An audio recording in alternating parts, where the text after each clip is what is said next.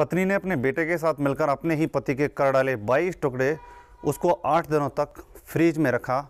इन टुकड़ों को धीरे धीरे करके ठिकाने लगा दिया। आखिरकार एक पत्नी ने अपने बेटे के साथ मिलकर इतनी खौफनाक घटनाओं का अंजाम क्यों दिया? कौन से ऐसे कारण रहे, कौन सी ऐसी वजह रही कि एक पत्नी अपने ही पति के 22 टुकड़े करने के लिए उतारू हो गई? नमस्कार, आदाब। भारत भूमि न्यूज़ पर आपके साथ मैं बंटी रावत।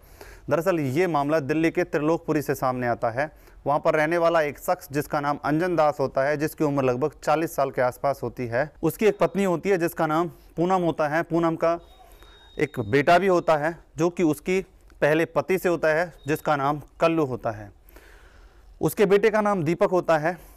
हंसी खुशी से अपने परिवार में रह रहे होते हैं, लेकिन पूनम का पति जिसका नाम अंजन दास होता है, उसके कुछ अन्य महिलाओं के साथ अवैध संबंध होते हैं, जिसके चलते आए दिन उनके घर में झगड़ा होता रहता है। दरअसल पूनम भी अंजन दास की 5वीं पत्नी होती है, जिनमें से अंजन दास की कुछ पत्नियां पहले मर चुकी थी और कुछ का उनसे तलाक हो चुका था।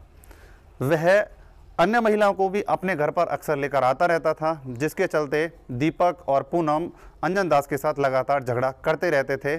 कुछ दिन तक पड़ोसियों ने भी उनका बीच बचाव किया, लेकिन जब ये रोज का हो गया तो पड़ोसियों ने भी बीच बचाव करना बंद कर दिया।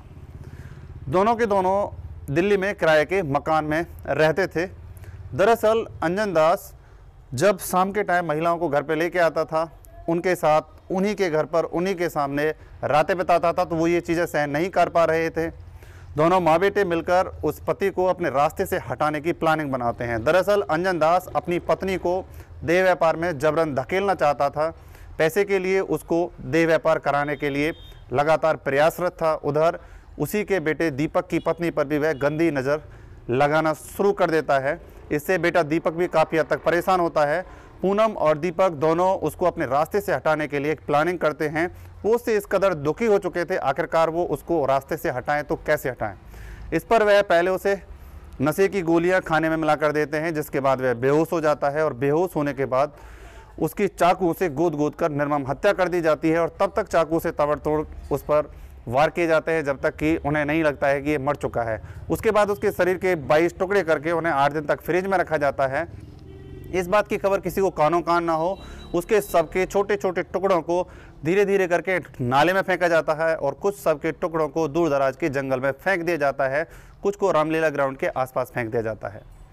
ये मामला सोशल मीडिया में तब सामने आता है जब उसका कटा हुआ सर, पैर और हाथ पुलिस को सड़क किनारे से मिलते हैं। उसके बाद उसकी शनाख्त की जाती है, पता लगाया जाता है और हत्या के कारणों की खोज की जाती है। शक के आधार पर पुलिस माँ बेटे दोनों को गिरफ्तार करती है। पत्नी पूनम और बेटे दीपक, जो कि कल्लू उसका बाप होता है, जो उसकी पहली पत्नी का बेटा होता है, उनको गिरफ्त में लिया जाता है। जब पुलिस सख्ती से पूछताछ करती है तो बड़ा ही चौंकाने वाला मामला सामने आता है कि वह अपनी पत्नी पूनम और उसकी बहू पर गंदी नज़र रखता था, उनको देह व्यापार में धकेलने के लिए लगातार प्रयासरत था, उनके साथ मारपीट करता था। इसी बात से परेशान होकर उन्होंने अंजन दास के 22 टुकड़े कर दिए।